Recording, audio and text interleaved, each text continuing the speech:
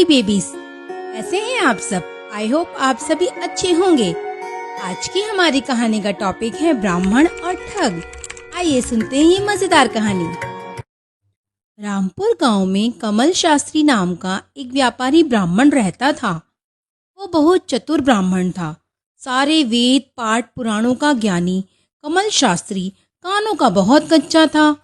जो कोई भी कुछ कहता वह उसकी बात का आसानी से विश्वास कर लेता। एक बार की बात है, शास्त्री जी एक बकरी का बच्चा खरीदने दूसरे गांव गए कि वहां से बकरी का बच्चा लेकर आऊंगा और यहाँ ऊंचे दामों में बेच दूंगा, बहुत लाभ होगा।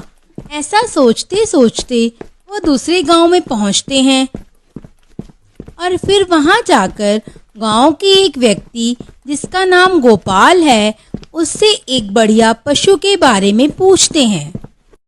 गोपाल भाई, राम राम। कैसे हो भाई? घर में सब कुशल मंगल? राम राम शास्त्री जी। हाँ, सब कुशल मंगल है घर में, ऊपर वाले का आशीर्वाद है। आप बताइए, इस गरीब के घर कैसे आना हुआ आज?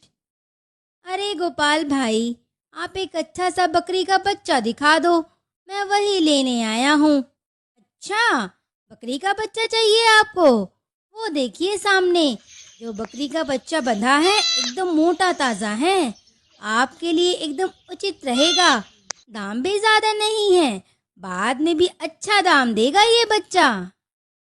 अरे वाह वाह, ये तो बहुत सही बात है गोपाल भाई, आप यही मुझे दे दो। फिर शास्त्री जी वो बकरी का बच्चा खरीदकर अपने गांव की ओर चल पड़ते हैं। रास्ते में बकरी का बच्चा इधर उधर भागता है तो शास्त्री परेशान होकर उसे अपने कंधे पर लाद लेते हैं और चल पड़ते हैं। शास्त्री को कंधे पर बकरी का बच्चा लादकर ले जाते हुए तीन ठग देख रहे थे। फिर वह आपस में बात करते हैं, ऐसे बकरी के बच्चे को इस पंडित से चुराया जाए, कुछ तो जुगाड़ लगाओ यार, इस बच्चे का अच्छा दाम मिलेगा बाजार में। एक आइडिया सुनो। एक दूसरे के कान में फुसफुसाकर वो सारे वहां से निकल जाते हैं।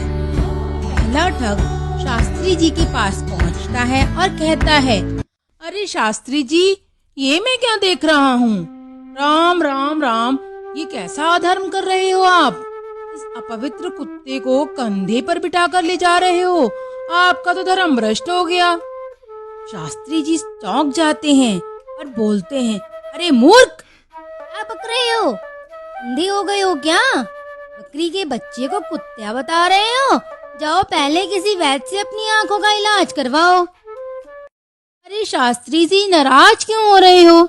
आपको अगर कुत्ते को बकरी समझना है तो समझो, मुझे क्या, मैंने तो आपका धर्म ना भ्रष्ट हो इसलिए बताया। फिर शास्त्री जी गुस्से में आगे चल पड़ते हैं।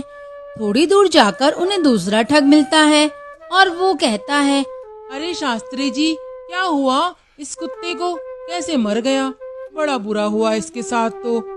फिर शास्त्री और गुस्सा हो जाते हैं और कहते हैं, अरे मूर्ख, तुम सबका दिमाग खराब हो गया है क्या? पता नहीं क्या क्या अनाप शनाप बके जा रहे हो, हटो मेरे रास्ते से, जाने दो मुझे। शास्त्री वहां से भी गुस्से में बड़बड़ाते हुए निकल जाते हैं, लेकिन मन में सोचते हैं कहीं बकरी के बच्चे में कोई छलावा तो नहीं है। तभी सब अलग अलग नजरिया बता रहे हैं, कुछ तो गड़बड़ लग रही है। राम राम राम, इतने में तीसरा ठग आ जाता है। राम राम शास्त्री जी, बड़े दिनों बाद दर्शन हुए आज, इधर कैसे आना हुआ? राम राम, बहुत बढ़िया, मैं तो बस बाजार की तरफ जा रहा था, परंतु कुछ बेवकूफ लोग मेरे कंधे पर रखे इस बकरी के बच्चे को कुत्ता बता रहे हैं और कुछ इसे मरा हुआ कुत्ता। पता नहीं क्या हो गया है सबकी आंखों को। अरे शास्त्री जी, दिमाग खराब हो गया है सबका। मरा हुआ कहाँ है? ये तो जिंदा भेड़ का बच्चा है, अच्छा भला है।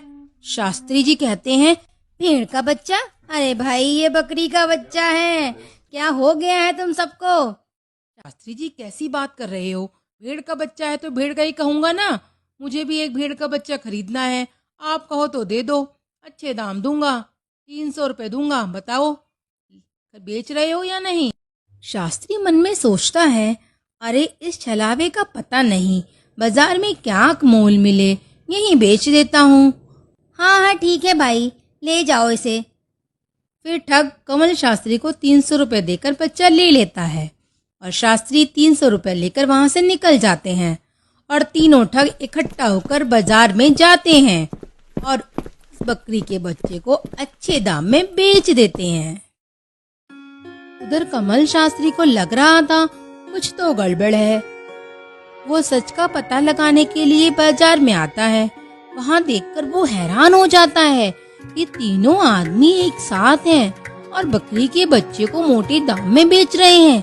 अब क्या था, कमल शास्त्री तो बेवकूफ बनाया जा चुका था। शास्त्री जी को अपनी बेवकूफी पर बड़ा पछतावा हुआ।